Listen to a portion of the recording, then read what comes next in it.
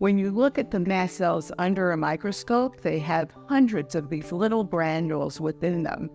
And those little granules contain literally hundreds of different molecules that create inflammation.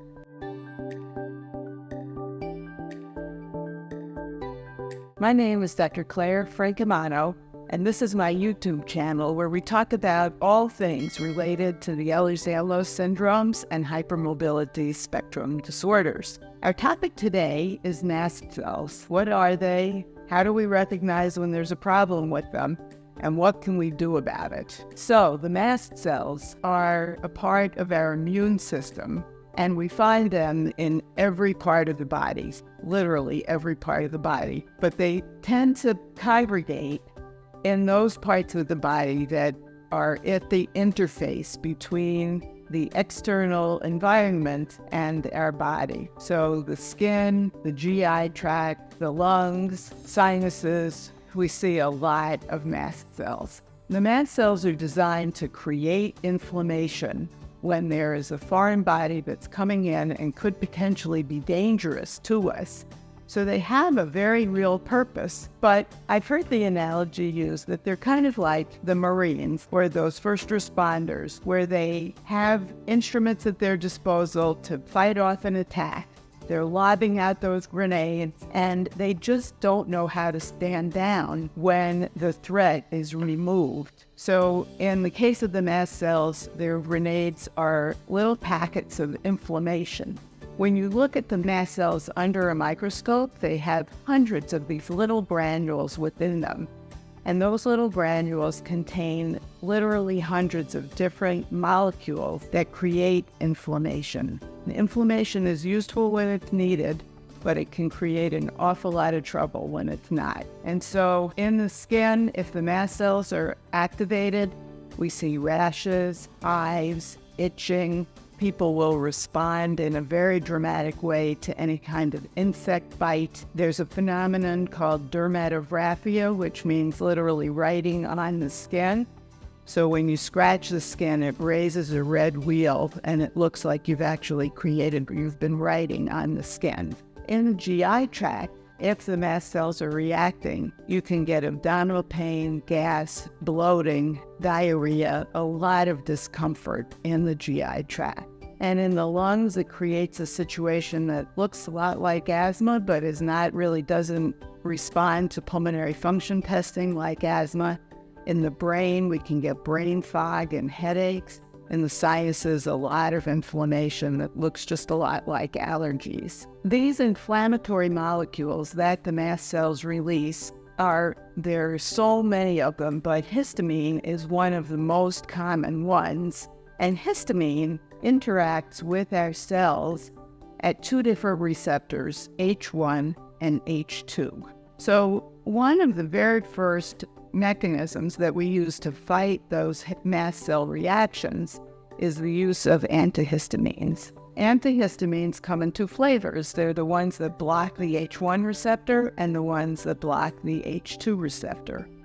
The H1 blockers are things that we usually think of as our typical allergy medication. So Zyrtec, Allegra, Claritin, Benadryl, all of these are H1 blockers. The H2 blockers we typically think of as medications that are used in the GI tract to reduce acid secretion.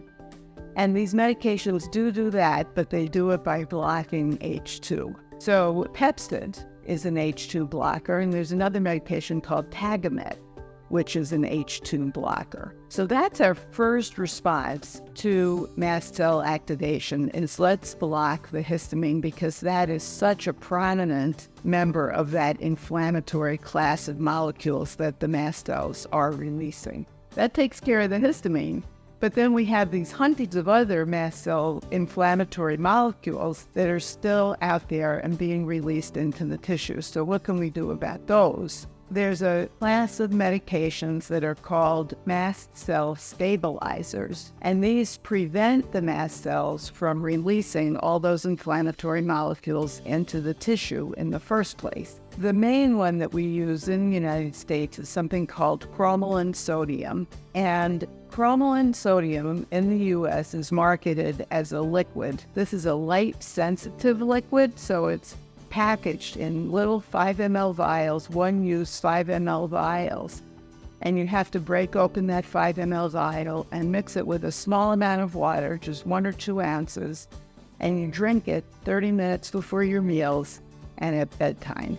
So it's a 4-time-a-day medication. And what this does is it puts that Cromolyn sodium into your GI tract before you eat, and therefore will prevent the mast cells from releasing those inflammatory molecules when the stimulus of food comes into the GI tract.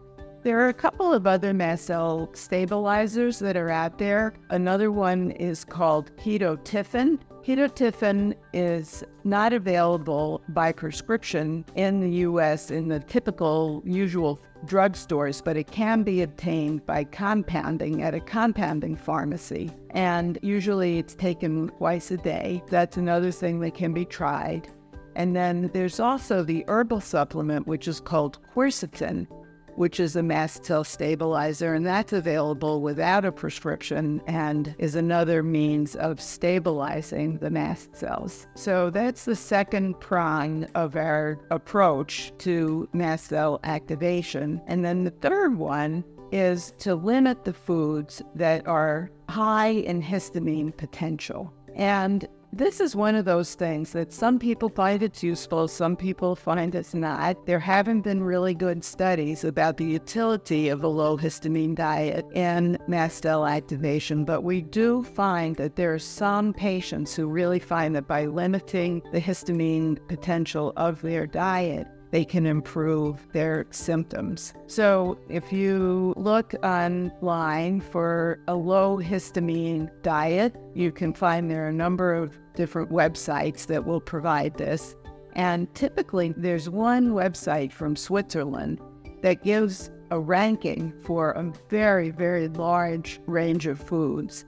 And the foods are ranked from 0 to 3, with 0 being the lowest histamine potential and 1, 2, 3 progressively more so. And I usually recommend to people to take that list and limit themselves to the 0s and 1s for 3 weeks, let's say. And then after that, add in 1 food each day that's either a 2 or a 3.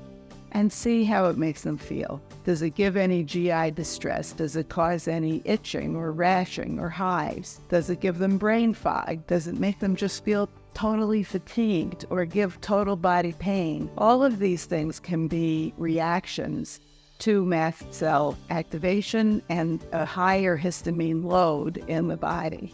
Now, you may find that if things are going well, the body isn't stressed, you're feeling like you've had a good day, you've had a good night's sleep, there's not a lot of environmental stress in the air, you can tolerate some higher histamine foods at some times. Whereas if all of those things are not in place, if it's been a very stressful time, there's a lot of smog in the air, you're reacting to things in the environment, then your ability to tolerate higher histamine foods may be lower. So it's one of those things that tends to wax and wane, according to what people have told me.